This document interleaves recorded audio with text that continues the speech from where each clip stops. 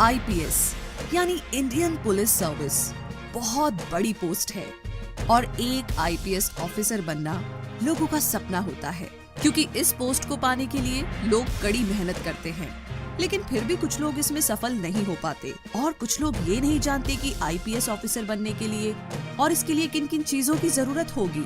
तो नमस्कार दोस्तों, आप सभी का स्वागत है क्विक सपोर्ट चैनल में। और आज के इस वीडियो में हम आपको बताएंगे कि आईपीएस ऑफिसर कैसे बने, आईपीएस बनने के लिए क्या क्या योग्यता होनी चाहिए, आईपीएस ऑफिसर बनने के लिए कौन से एग्जाम आपको देने होंगे और इसके लिए शारीरिक योग्यता क्या होनी चाहिए। आपको इन्हीं सारे सवालों के जवाब आज मिलेंगे। आईपीएस का फुल फॉर्म है इंडियन पुलिस सर्विस। एक आईपीएस ऑफिसर बनना इतना आसान नहीं है। इसके लिए आपको काफी सारे एग्जाम्स पास करने होते हैं, फिजिकल टेस्ट देना होता है, ट्रेनिंग होती है और भी कई सारे टेस्ट होते हैं। ये सब क्लियर करने के बाद ही आपकी पोस्टिंग होती है और आप एक आईपीएस ऑफिसर कहलाते हैं। इस आईपीएस पोस्ट के लिए हर साल लाखों लोग इस एग्जाम में बैठते हैं और सिर्फ गिने चुने लोग ही इसे पास कर पाते हैं। और ऐसा इसलिए होता है क्योंकि कुछ लोगों को आईपीएस बनने के लिए जो जो रिक्वायरमेंट होती है उनके बारे में अच्छे से पता नहीं होता है। तो ऐसे में आपको पता होना चाहिए कि आईपीएस के लिए योग्यता क्या है, कितनी हाइट चाहिए, कितना चेस्ट होना चाहिए, बहुत सारे और भी सवालों के जवाब पता होने चाहिए। तो आइए जानते हैं आईपीएस ऑफिसर एग्जाम की योग्यता क्या है।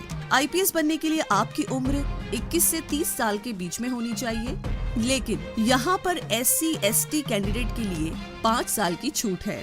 दूसरा है आपके पास बैचलर डिग्री होनी चाहिए किसी भी फील्ड में। तीसरा है आईपीएस एग्जाम को इंडिया, नेपाल और भूटान के लोग दे सकते हैं।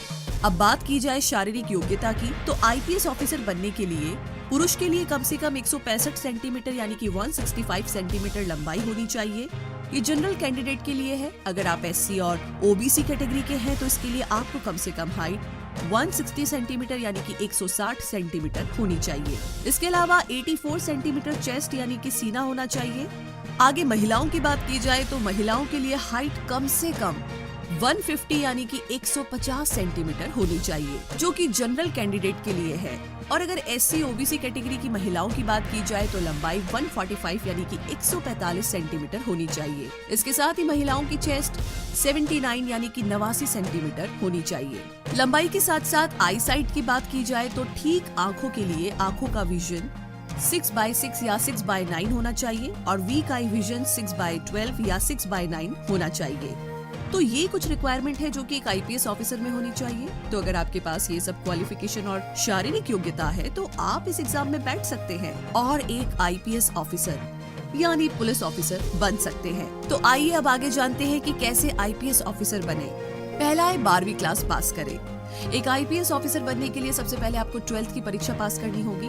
किसी भी स्ट्रीम से, साइंस, कॉमर्स या आर्ट सब्जेक्ट से हो, बस आपको सबसे पहले 12th पास करनी है। दूसरा है ग्रेजुएशन पूरी करें किसी भी कोर्स में।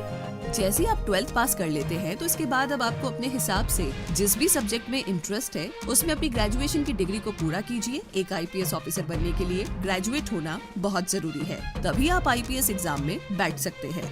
तीसरा है अब यूपीएससी एग्जाम के लिए अप्लाई करें। जैसे ही आपकी ग्रेजुएशन पूरी हो जाए तो इसके बाद यूपीएससी एग्जाम के लिए आप अप्लाई कर सकते हैं और आप चाहे तो फाइनल ईयर में भी इस एग्जाम के लिए अप्लाई कर सकते हैं। तो अगर आपको IAS, IPS, IRS जैसे एग्जाम देने हैं तो सभी के लिए आपको यूपीएससी एग्जाम देना होगा, क्योंकि यूपीएससी ही इन एग्जाम्स को कंडक्ट करता है और ये सबसे मुश्किल एग्जाम है। जैसे ही आप यूपीएससी एग्जाम के लिए अप्लाई कर देते हैं इसके बाद आपको 3 मेन एग्जाम को क्लियर करना होगा। सबसे पहला होता है प्रीलिमिनरी एग्जाम, दूसरा मेन एग्जाम और लास्ट में होता है इंटरव्यू।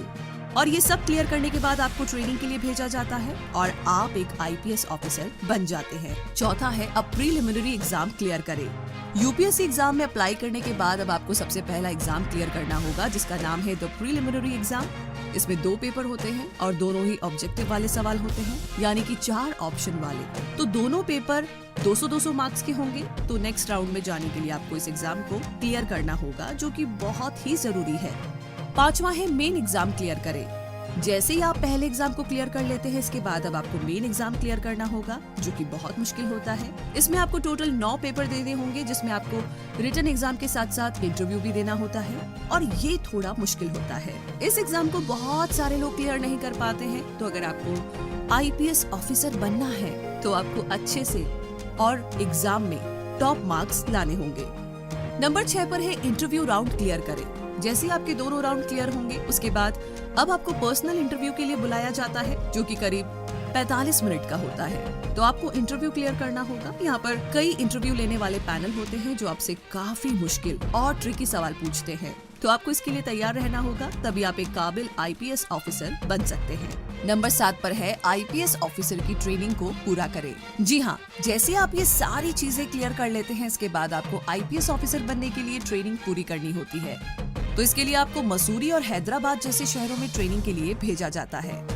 जैसे ही आपकी ट्रेनिंग पूरी हो जाती है, उसके बाद पोस्टिंग दी जाती है। तो इस तरीके से आप एक आईपीएस ऑफिसर बनते हैं। और इन सारी बातों के साथ हमें पूरी उम्मीद है कि ये वीडियो आपके लिए काफी यूजफुल रहा और हेल्पफुल। तो अगर ये वीडियो पसंद आया है तो लाइक आप कर चुके हैं, थैंक यू सो मच। लेकिन लाइक करने के साथ साथ बाकी सब लोगों के साथ इस इन्फॉर्मेशन को शेयर करना बिल्कुल ना भूलें।